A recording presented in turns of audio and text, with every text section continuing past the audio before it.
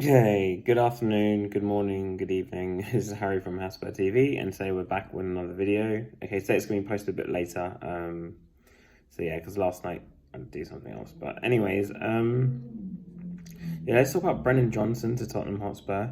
So this link has kind of simmered over the past few days.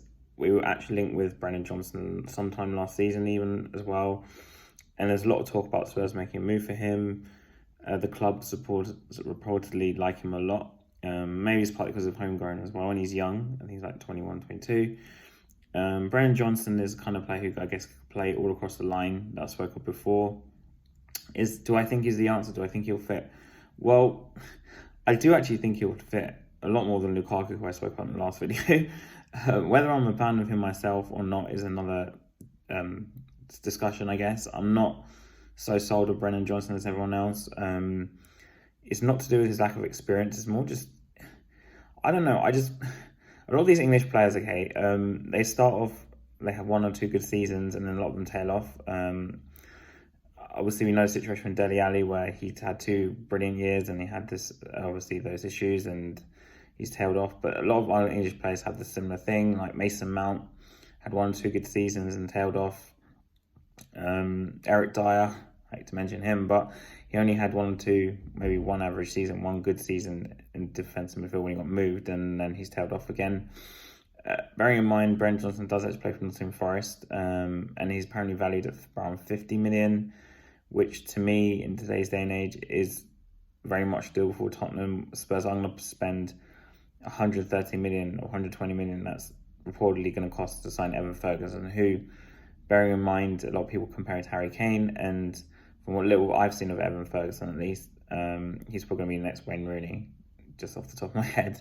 But yeah, as for Brennan Johnson, it's not like he'd be a bad signing. The thing that worries me about him is bringing all these young players. You know, it's good because we are in supposedly a rebuild phase, but is Brennan Johnson prolific enough to cover the goals? The goals will be shared around, but say if you get 8 goals from Kulusevski, you get, because a lot of people are speaking about this, say 8 goals from Kulusevski, maybe 10 from Richarlison. Who knows, maybe Richarlison will get more than that. 15 I'd be happy with from Richarlison. And you get maybe 10 to 12 from Son, because he's on the decline, let's be honest. And then you might get like 10 to 15 from Maddison. You're still missing another like 15 goals. Is Brennan Johnson going to score that many goals in the Tottenham shirt? Is he going to play enough minutes to do that?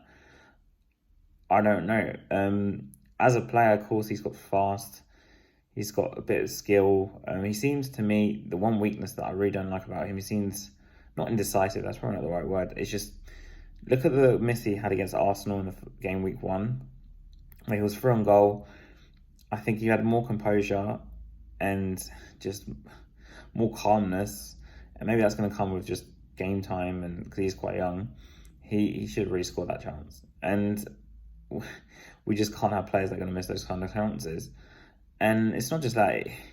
To me, I'm not convinced of him as a number 9.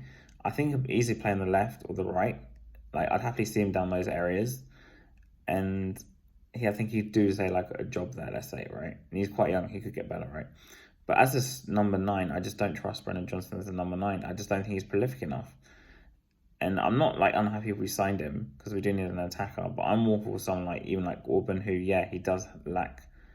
He has 1 year less Premier League experience. I know Brennan Johnson playing the Championship, but at least the guy's got at least over 20 goals in the season. So that, to me, there's more chance of him replicating that. And Brennan Johnson, I just don't see him being prolific for Tottenham. Maybe I'm wrong. Maybe in 2 years he's going to be like a top scorer and get like 20 goals a season. But another thing with him, his hold-up play to me is very questionable. I don't know if he has it in him. Yeah, isn't it? I guess he's an exciting young player. Apparently, some people are saying Ange likes him. But Ange liking a player, it's another discussion for another day. Of course, we've got 4 points, but to me, it's just like if Longley comes in, he's just accepting anyone. But yeah, Brennan Johnson, yes or no? To conclude, for me, I've got mixed feelings about Brennan Johnson. Like I said, he can do a job in wide areas, but up front, I don't really trust him. And like I said, the biggest example of that was him missing that chance against Arsenal, where if you're a striker even of some sort of quality, you've got to score that chance.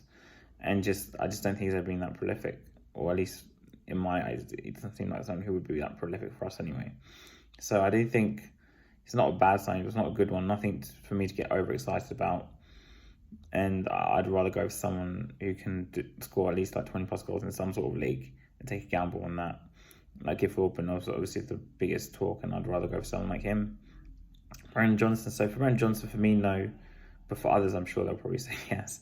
Anyways, this is Harry out.